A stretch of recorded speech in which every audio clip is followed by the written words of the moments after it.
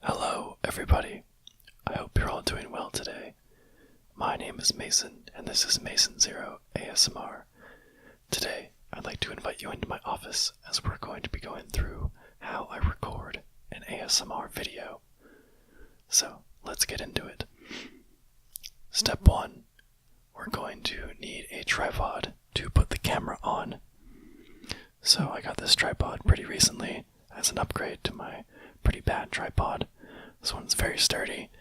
It goes a lot higher. Thing's built like a brick. So I set that up. Make sure the legs are all extended properly. I usually film my videos at this extra desk we have in our office. Since there's nothing really on it, I like to use it as a surface. I also use my own desk that my computer's at, which I'll go into in a minute. So I adjust that, and then I'm going to need a few important things. First of all, my old phone that I use as my camera for most of these videos. Since the iPhone's, that's the iPhone 6, it does record in 1080p. Second thing I'll need is the clip that lets me put a cell phone onto a tripod. This little thing, just a couple bucks, screws in to the tripod just like a camera would. So we're going to take off the little camera plate, put the clip on, make sure it's nice and secure, and then we're just going to put it back on the tripod and just clip the phone into it and adjust to fit multiple phones. So now that we've got that, we just open up the camera, set it to video, aim it at the right place, and we're good to go. For most of my videos over here, I use one of my Magic playmats, since it's just a black table that isn't very interesting. Especially when I'm doing a Magic video, I like to use a playmat to protect the cards. So then we set all that up, and we're essentially ready to film, but there's still some important things we need. We need a microphone. So for videos I do over here, I need to get my other tripod. I have a couple tripods from the same place most of my music, or most of my equipment is from, which is from the time that I spent doing a lot of music, hence the guitars in the background. So that's my main performance stand. I slide my microphone into it. I use a Shure SM57, which is a recording microphone. Next, I'm going to need the pop filter or windscreen, which will help with making sure those pops from your voice aren't there. Very important. It really makes a big difference, and they're only like $10, so it's worth investing. I actually need a new one.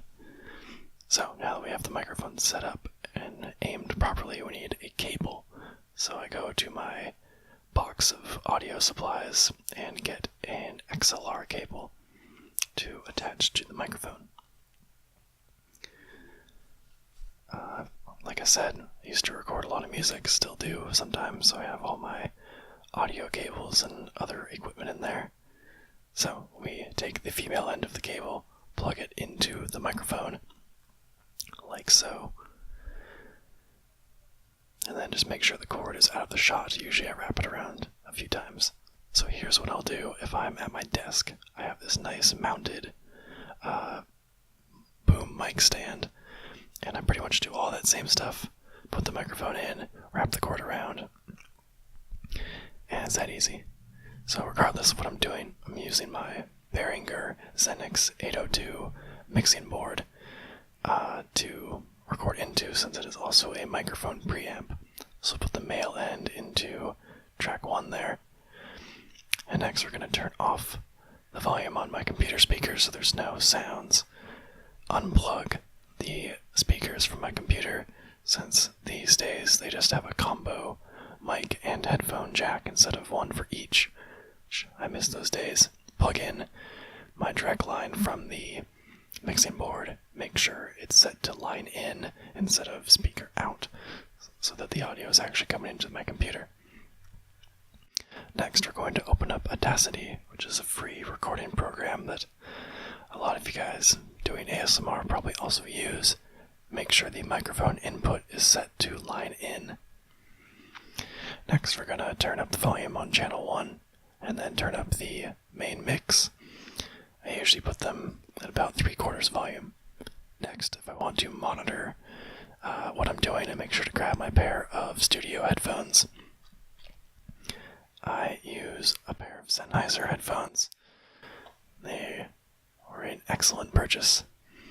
And then those plug into the headphone out jack, which I have a adapter in, and then we're just going to turn that up as well.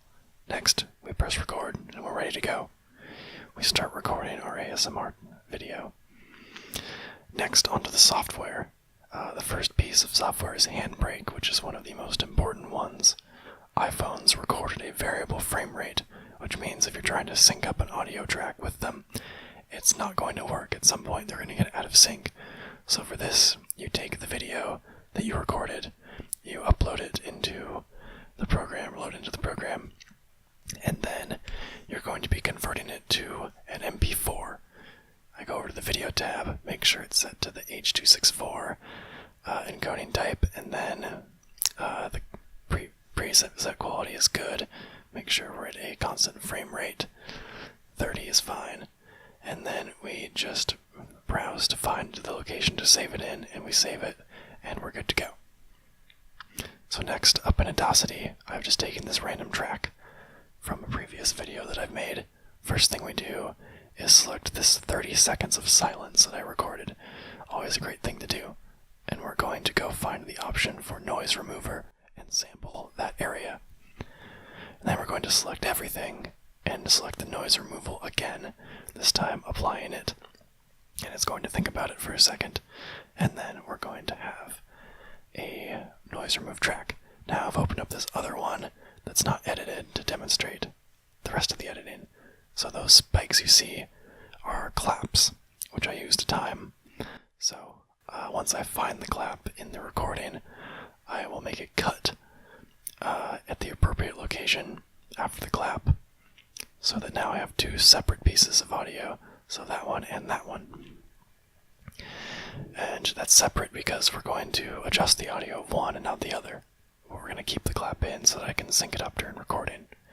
Now I've selected one of the spikes that's in the video, or in the audio, and we're just reducing the volume down.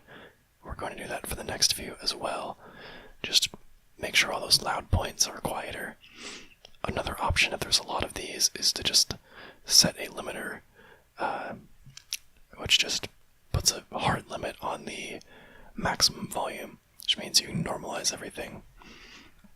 So, in this case, I just do that, and then I amplify the entire track to peak at -1 decibels. And then that's just going to apply. And then our track is going to be boosted up. Now, in most cases, I do a little more editing than this, but this is fine just for demonstrating. And then for video editing, we're going to work in Premiere Pro. It's just what I prefer to edit my videos in. It's great. Interface is great, and there's a lot of things you can do.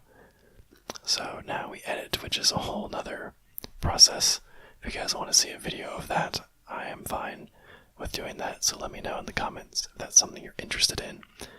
Same goes for Photoshop, another essential program. So I make all my thumbnails in this, of course. Any other graphics. Also, if you'd like to see a thumbnail tutorial, I'd be happy to do that as well, so let me know. Anyways, guys, that has been the video. I hope that you enjoyed. Be sure to like and subscribe and comment. Let's talk. How is your recording the same or different? Thanks so much for being here, and I can't wait to see you guys in the next video. I'd love to hear what you thought about this one. And check out these other two videos here if you haven't seen them, and subscribe with the button in the center if you haven't already. I'll see you guys in the next video.